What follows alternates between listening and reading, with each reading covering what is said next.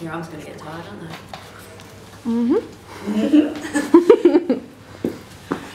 Good? Yep, go. Cool.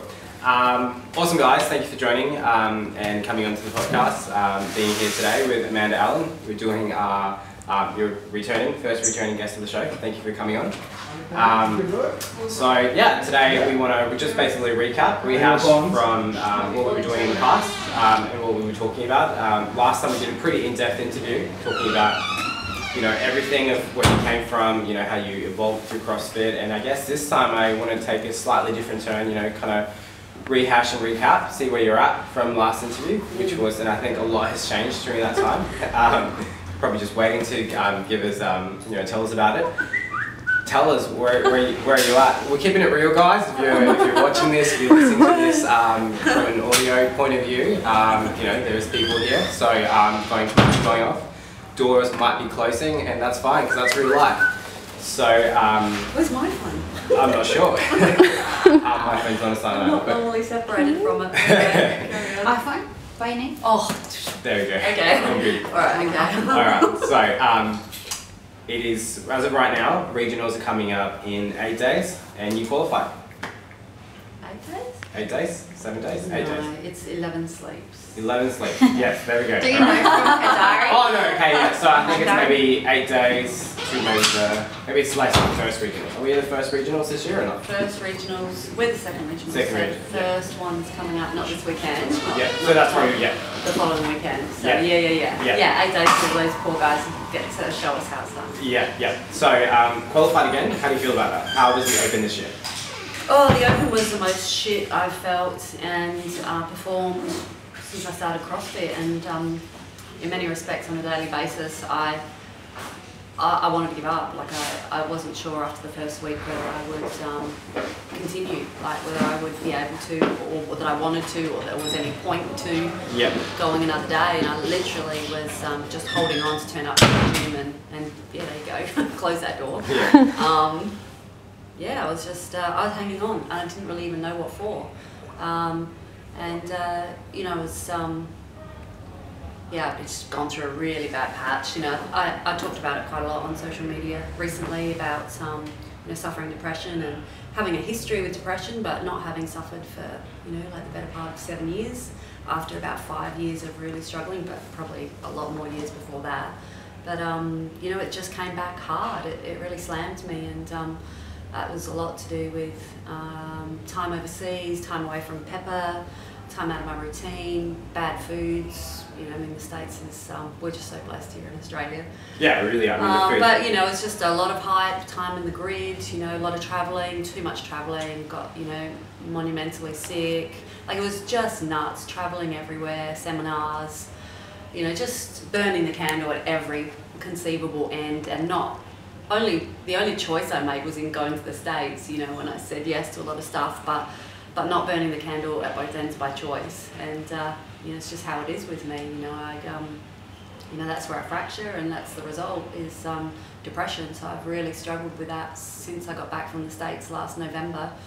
But it wasn't really until the Open kind of ticked around that I was in like fully suffering, and and I had to make some different decisions. But my performance during the Open, it was pretty average. Like, in fact, it got a little bit better towards the end, and I think that's just a reflection of getting a little bit of a handle on this depression and taking some pretty significant action. And but I qualified 14th, I think, and means I'm booked another ticket to another regionals, and I just think it's a bloody miracle, that I got through somehow, that I bothered to turn up somehow, that it was enough, and I get to go again. And I tell you, even since the Open finished, and what are we, 11 days till regionals, in that time I've certainly considered bailing on it all, just letting it go for a year. And I even asked, I've even been talking to a new coach, and I asked him what he thought I should do, and he's like, you should sit the year out.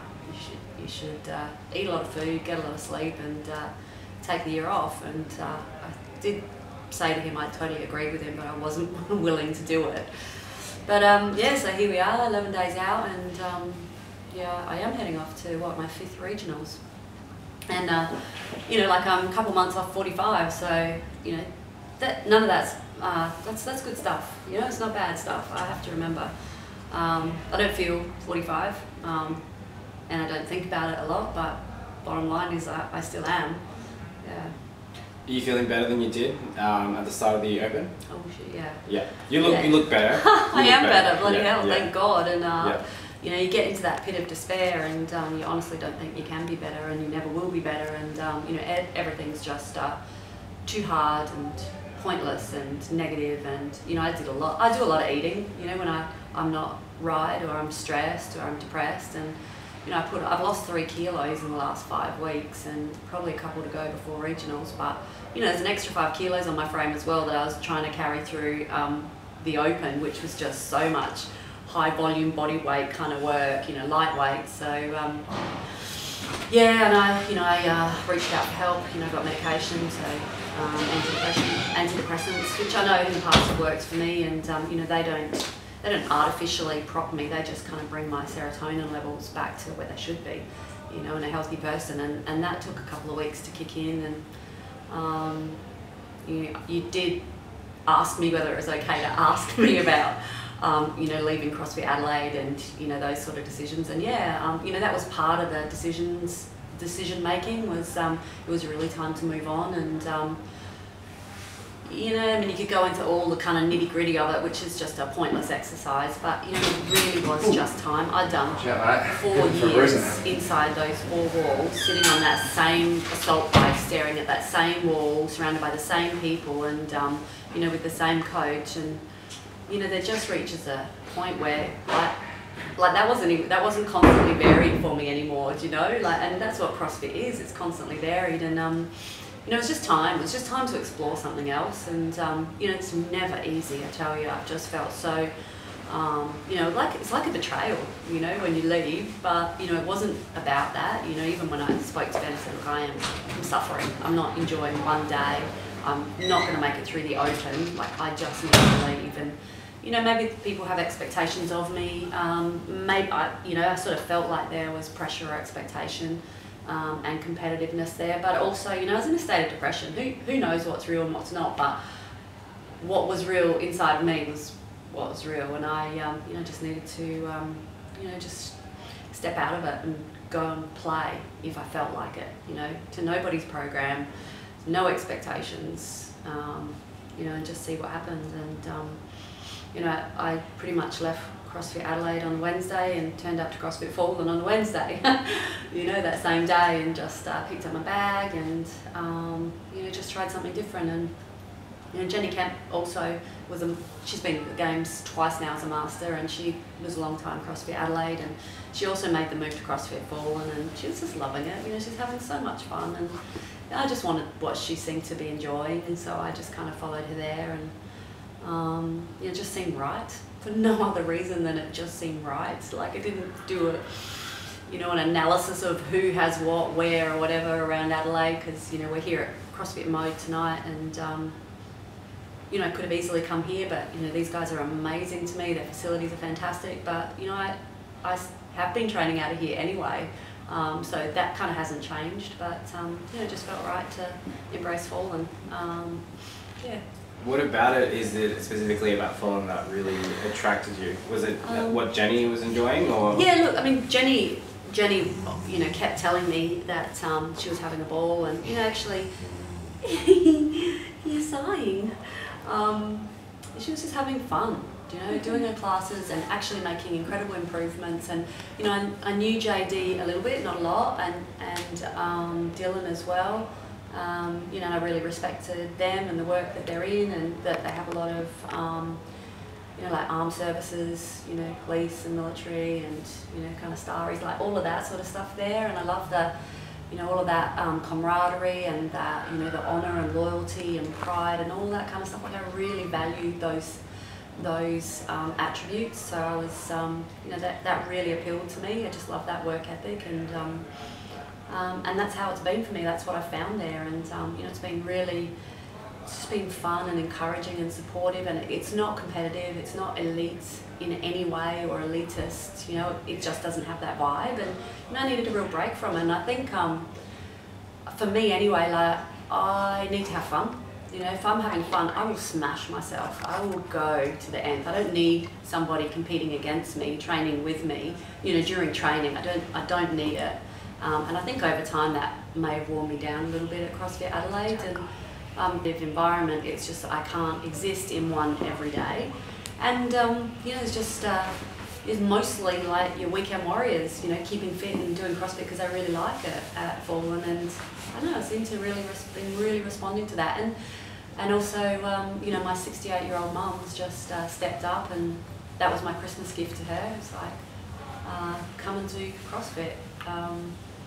And so she's stepped into the ring with me, and actually, funnily enough, I tell you, you know, all these times that I've wanted to let it go, walk away, you know, I felt that responsibility for her and commitment to her, that I'd said two things: to come and start CrossFit, and that she, you know, that I would see her there. And secondly, I also said to her that this year, because every competition that I've been to in Australia or in South Australia, she's come to and supported me. And so I said to her, and she also looked after Pepper for like 3 months while I was overseas. Yeah.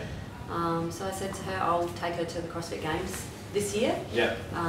If she, you know, does CrossFit and, you know, wants to be a part of it. And so I think, you know, that's been a huge part of staying in the game. It's just turning up because she's there. Yeah. It would be much easier to walk away if she hadn't been there and I hadn't committed CrossFit to her and me to her. And yeah. No, and that must be amazing to be able to share that sort of experience with your mum. Scary, actually. I had no idea she was. I mean, I knew she was nuts, but like she's pulling she's some nuts. impressive numbers. I mean, Oh my like some of the God. stuff you put up on social media, Oh my God. overhead squats, and you know. But, you know, it's not even the numbers; it's that look. Yeah. Like she's a psycho. Yeah. Like she will keep moving that bar. You know where you get it from now?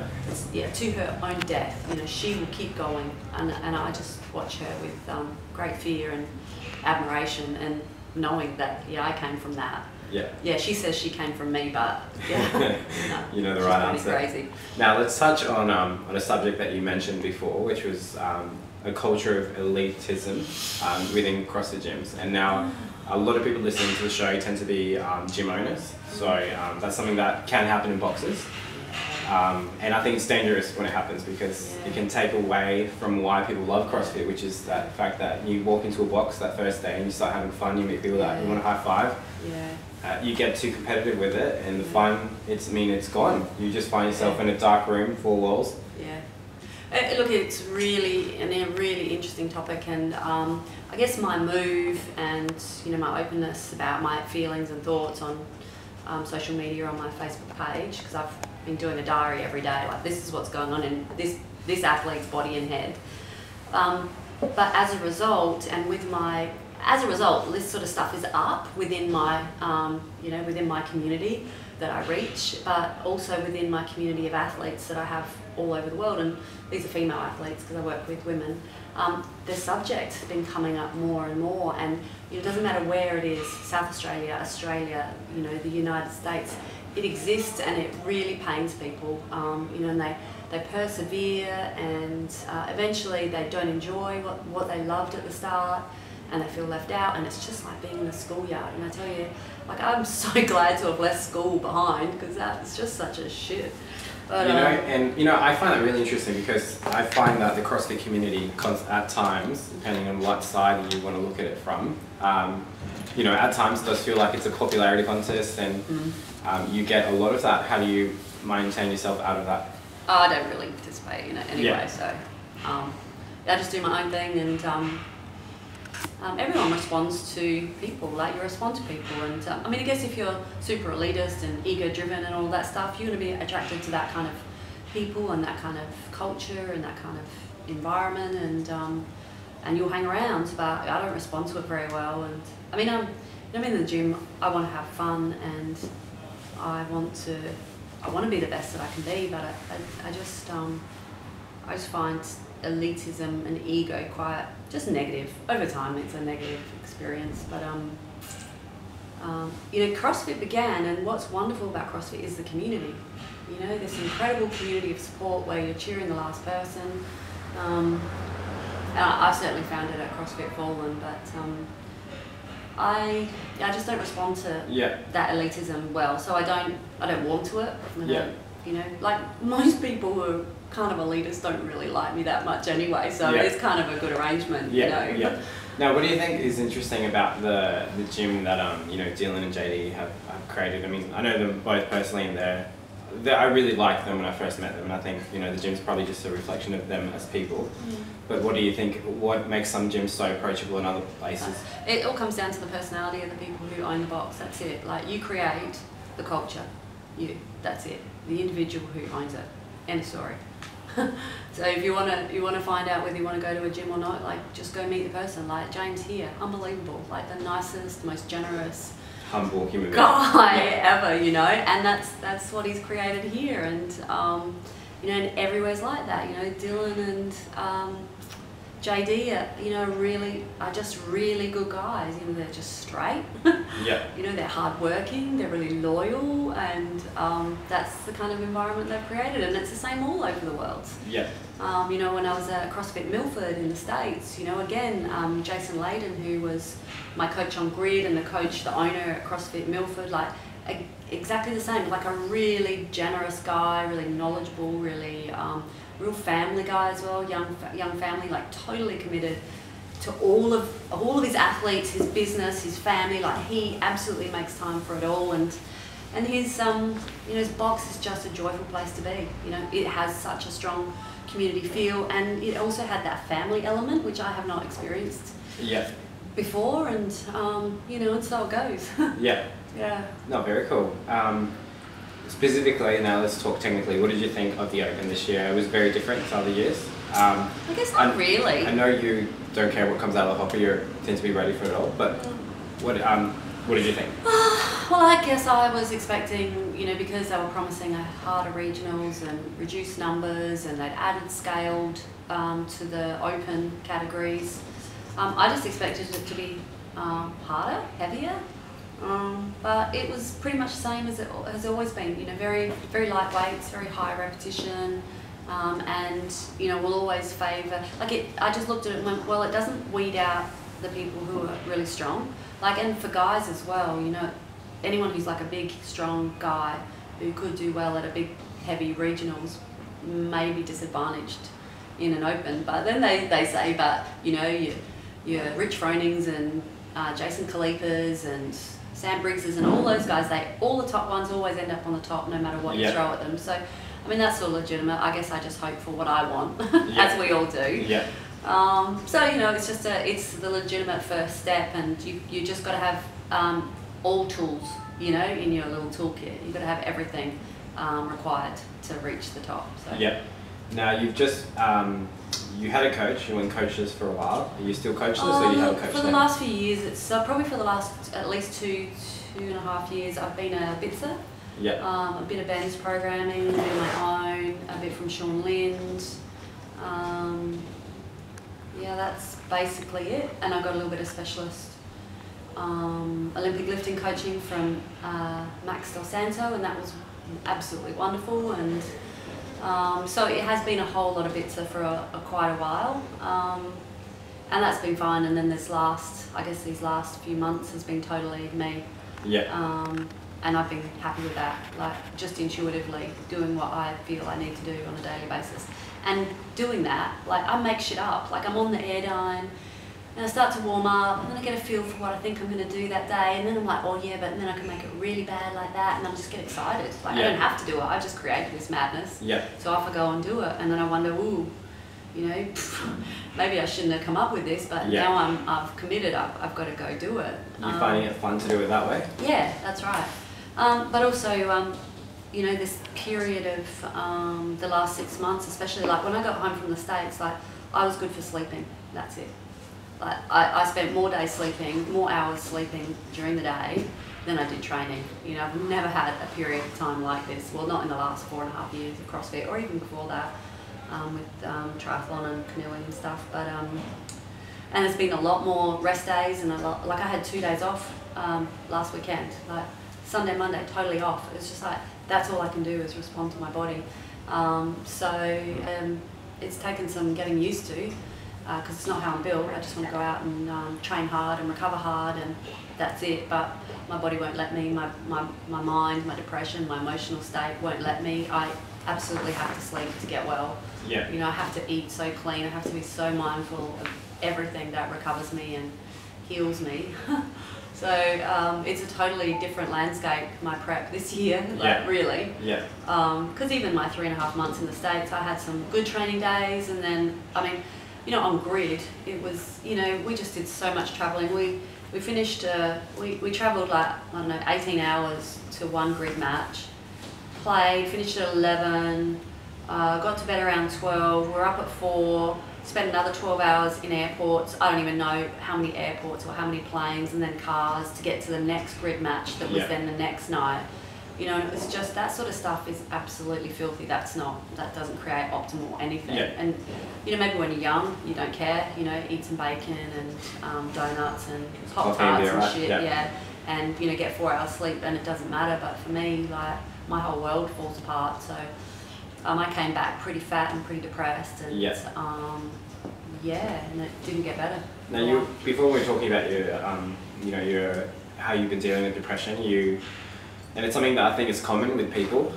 You have to learn to sometimes in life say no to things, and you said yes to a lot when you were in America. Yeah. Tell us about because that's really important for a lot of people. You know, learning to say no, because there's, you know, life will give you lots of things, and if you say yes to everything, you've got nothing left for yourself. So. I mean, it's been a hell of a journey, but these last 4.5 years with CrossFit, I was already in a place where I'm good to say no. I just say no to shit. Nobody invites me to things anymore, and I don't go out, and I hang out with Pepper, and, you know, I don't eat bad stuff, and, you know, I just say no, and the more you do it, the easier it becomes, and it's like a muscle.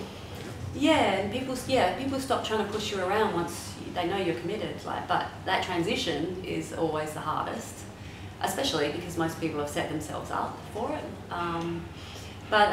In the States, absolutely. I was 3.5 months there, and I was just like, you know what, fuck it. Everything that comes along, I'm saying yes to. I'm here, who knows what's possible, and I'm going to do it. And, you know, I did, and I had some extraordinary experiences, met amazing people, went so many places, delivered seminars, and, like, you know, sponsors and camps, and, like, just incredible. But, you know, grid, and but now that I've been back again, you know, really pretty heavy depression. I never thought I'd revisit it. But it's been a matter of like just battening down the hatches and really being clear about my priorities. And my number one priority was my health, not just my mental health and my physical health, and not my training, not my CrossFit goals. Like, really, like, when you're in the thick of that sort of stuff, like, CrossFit goals, like, they just seem a ridiculous first world, Problem. You know, hobby to have. Not training. Do you know, where's Amanda? I've gone home to have a sleep. Do you know, and oh my gosh, how much they ripped me at CrossFit Adelaide for that. You know, they wrote on, I got a delivery box, like, God bless them, right? Like, you know, you've got friends when they do this shit to you, but I got this box delivered to me, and they wrote on top of it, sex toys and antidepressants, like a delivery from me. And it's like, you know, they're gonna make me happy with sex toys and antidepressants. And I mean, they knew, like, I was really open about it there, but they ripped me all the time. And, you know, my friends, right? I mean, but you know, that's where I was at, like, and every day was just pretty damn rotten. So yeah, I would just always, Amanda, she's having a nap. You know, she's having a nana nap. But that's what I have to do, and you just have to be willing to risk people's scorn, or, you know, or ridicule, or whatever, you know, in whatever positive or negative light it comes. But to look after yourself, because sure as hell not another living soul is going to, unless you're a kid with a parent who loves you. How did you find that confidence in knowing what's right for you? Because I think a lot of people struggle with that. I mean, look, I've been here before, and I've had a really long journey with getting well, you know, health issues and, you know, mental health and struggles with alcohol, like, you name it. So it's not like I haven't struggled and suffered before.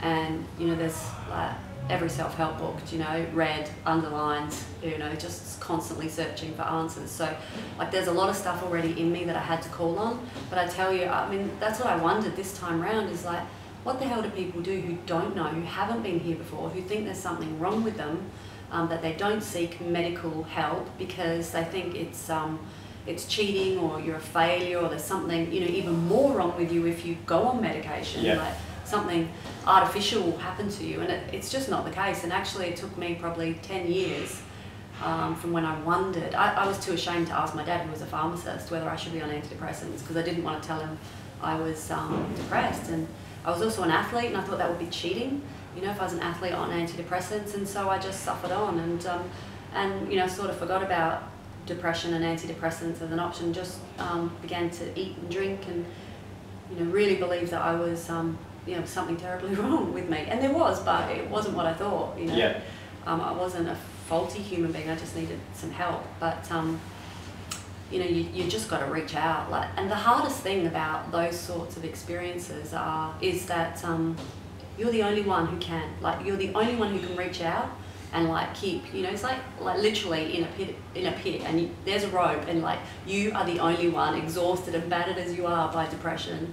You are the only one that can literally pull yourself out, one hand over the other. And until you get tired and you think it's too hard, but nobody else is going to get down there and drag you out and push you out. And this time round was hard.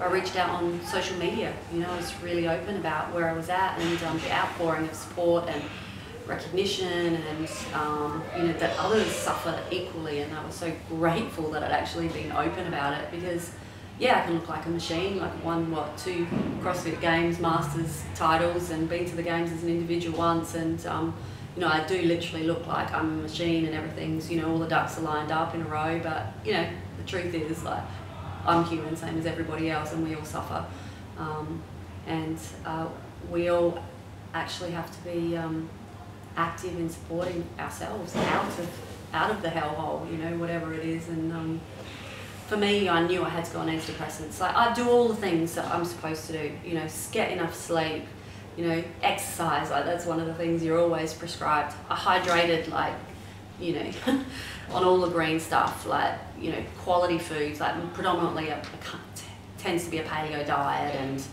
no sugar and no preservatives, no chemicals. The list goes on, and have connection with my dog, and and I'm living on purpose, right? I'm even living on purpose, and here I am in the thick of depression. So it wasn't all of those things, and so I went and got antidepressants, and they work. They really work, and they helped me. They saved me, because I couldn't pull myself out of it, no matter how much understanding. And actually, one of the things I've embraced recently, apart from the journaling, is meditation. It's been a long time since I've meditated, and wow, it's so free, right? It's free. Just 10 minutes of your time, maybe once, maybe twice a day, and I do it first thing in the morning as soon as I wake up at 5 o'clock. I've got it on my app, or One Giant Mind, and also there's a podcast called Meditation Oasis that's got 240 meditations on different lengths and on different topics, and both of them are really palatable. How you've got some people's voices that you just want to, you can't listen to, but both of these are absolutely beautiful. And so every morning, as soon as I get up, every night before I go to bed, and it's changing me. Yeah. It is changing me from the inside out. I swear, it is. I float. I get massages, float twice a week, massages twice a week, enough sleep. Supportive network. But meditation is the last frontier. And I guarantee you, if you went to the games, to the top athletes there, and asked them, do you meditate? Maybe 1% would the day about it. Because in terms of just healing from anything, whether it's a physical injury, or a mental health issue, or dealing with anxiety, dealing with competition anxiety, you name it. Even for me, was I wanted to lean down, and not eating food makes me, I feel like I'm not getting breath. If I want to eat when I want to eat what I want to eat. So to diet creates a bit of anxiety for me, but I wanted to do that, and I wanted to heal from depression, and I I'd kind of hit a rock bottom. I was willing to meditate. Can you believe it? Yeah. And it's powerful the way it's assisting me to a state of well-being and you know, to find the whole dieting thing not anxiety provoking, and to feel calm and centered going into regionals. Yeah. You know? I mean, spirituality is a very large part of life, and it's a sort of thing that, I guess for most people, sometimes you don't deal with it, so you have to deal with it. But finding yourself and making time to be with yourself can be scary. You know, I know to anyone who's never tried meditation, you know, it sounds like just boring, and why would you just sit there? But until you've done it and you've had that alone time with just you, and you start realizing, where do my thoughts go? Why do they go there? Where do I want them to go? You know, it's an interesting experience. Yeah, and this One Giant Mind app is just so simple. You literally can't go wrong. It's guided. It's uncomplicated.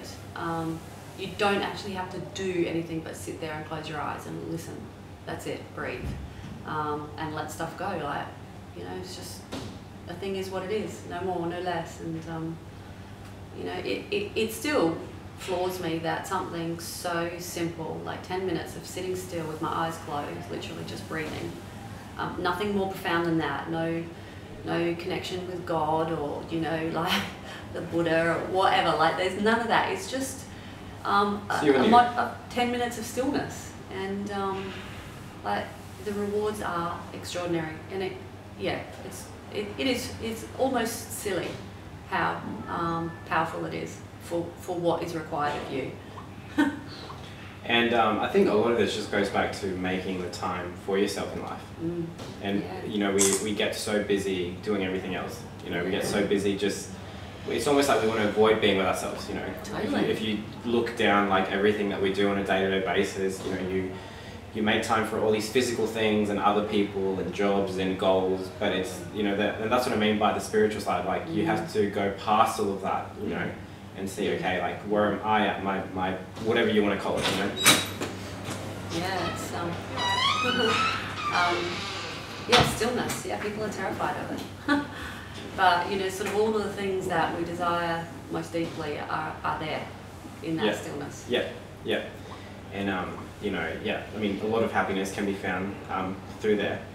You know, that's been very enlightening and very brave of you to share those experiences. And I think, you know, I want to touch on that bravery a little bit, because for, you know, anyone who's suffering through depression, or anyone who's going through or has ever gone through something along the lines of that, I mean, the biggest step is sometimes just, you know, admitting to yourself, maybe I do have, maybe I have a problem, and I want to, you know, I want to be brave enough to admit that I have it, and then be brave enough again to take that next step of seeking help from someone, and then be brave enough to go and say, okay, now that I've sought help, I'm going to, you know, take their advice.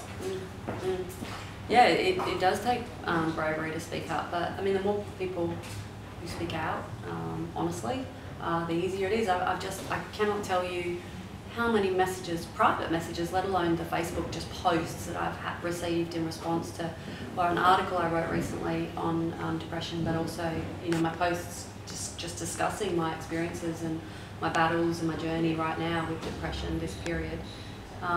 It's overwhelming, the number of people who suffer and who haven't spoken up and who are going to go and seek help as a result now, and they're not fearful of talking to a doctor or taking antidepressants. Like, it is overwhelming, and I never expected it. I didn't even know what I was doing when I was posting. I just felt it in my heart. It's like, my heart's like, you're going to go and post on Facebook. I'm like, radio, if you say so. And just post honestly, because there's nothing to be ashamed about. Like, I was listening to a podcast recently, and they were interviewing a doctor. I can't remember which one, and they were talking about depression, and the doctor's like, oh yeah, you know, like, people will say to you, oh, you know, just you know, depression, why don't you just shake it off? And he said it's a bit like someone with a broken leg. You don't go up to them and say, well, you know, just shake it off. Yeah, just toughen up, shake it off. And I really like that, because I mean, that is kind of how it is. But if you haven't experienced it, if you haven't been there, like, if you haven't been there, you cannot understand. And if you're suffering with depression or have a journey with depression, you can't expect people who've never experienced it to understand.